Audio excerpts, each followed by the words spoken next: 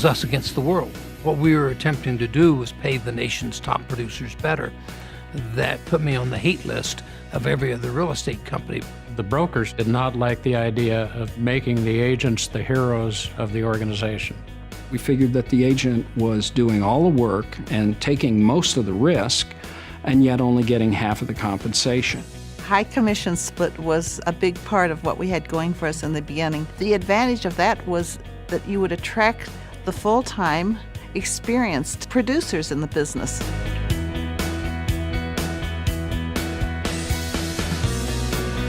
RE/MAX has always been that pioneer.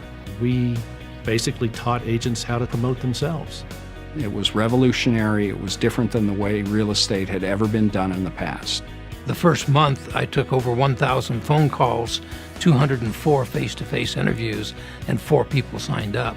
And the whole industry was knocking us and telling us that we were nothing but a bunch of cowboys and yahoos. And we went to the Colorado Association of Realtors convention, and so we passed out red, white, and blue pens, and it said 100% in the center, I up mine, now up yours.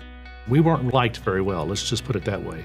But we became respected because of the fact of the numbers that we were doing, the quality of the agent, the integrity of the agents that we were bringing on. We evolved, and what happened was we coalesced around one image. We had 2 owners of the RE/MAX franchise in Albuquerque, and the Albuquerque Balloon Festival was just taking off. At the same time, the regional owners had a meeting in Chicago, and we looked up at the TV, and there's the RE/MAX balloon.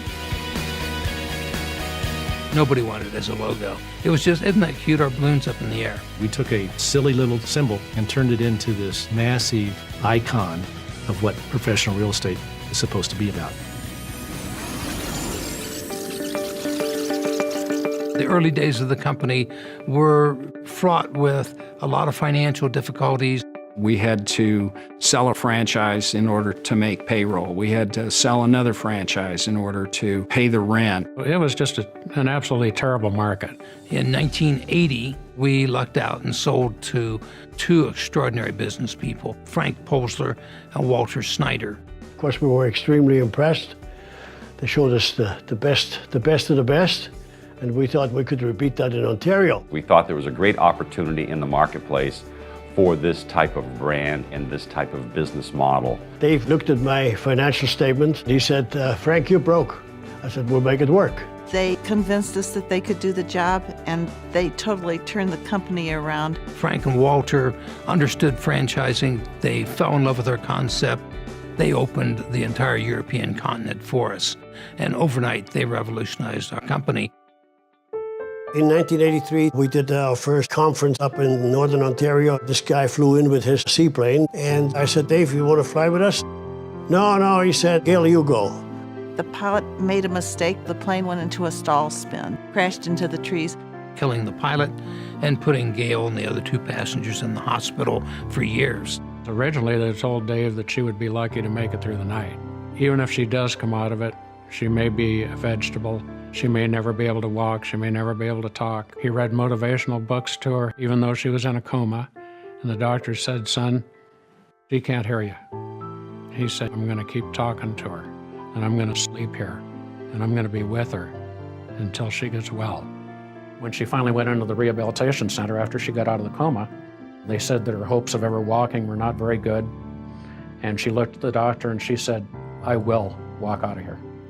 I can remember her appearing at the convention, this frail, 95-pound, head-shaved wisp of a woman in a wheelchair.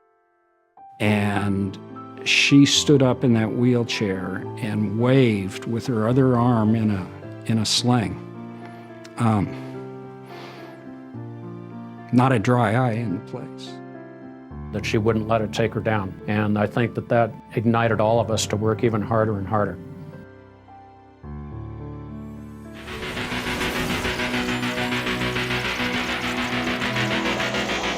By the 90s, we were booming. At our 20th anniversary, we'd reached 30,000 agents. And at that point, we really started to become a factor in the country. The agent number meant market share, meant market presence, meant advertising dollars.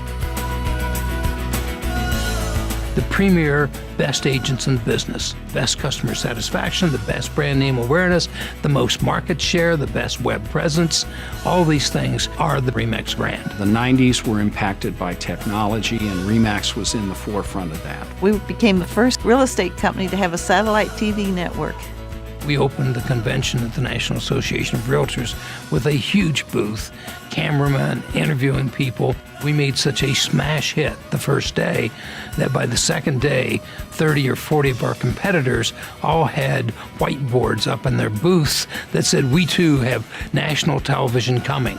We had the tools to help make agents and brokers more successful than they had ever been in the past. Our national company, our regional companies, our broker owners.